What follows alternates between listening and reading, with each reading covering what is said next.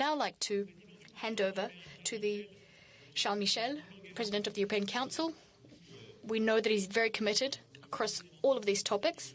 He's been working hard to mobilize the Council and all of our colleagues through that Council. Thank you, Charles. Thank you very much, Mr. President. And also thank you for this initiative, which is absolutely vital. After all, biodiversity lies at the heart of this project, and I believe that if we work hand in hand in the spirit of international cooperation, we'll be able to protect our environment and our health. Just a couple of points from me.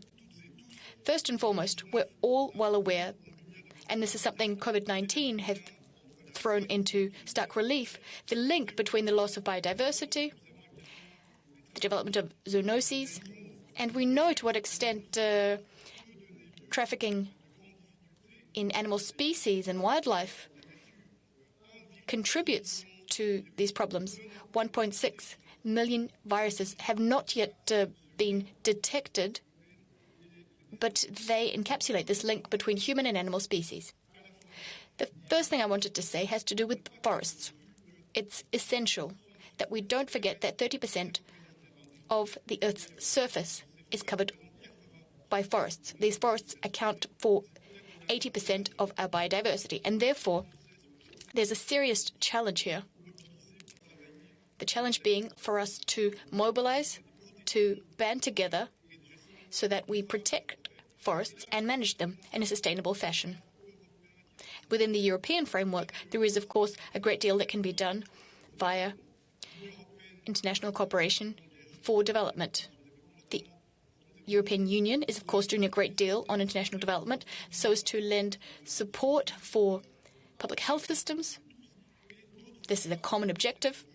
On the other hand, there is also a very specific challenge specific to Africa, but it goes beyond that.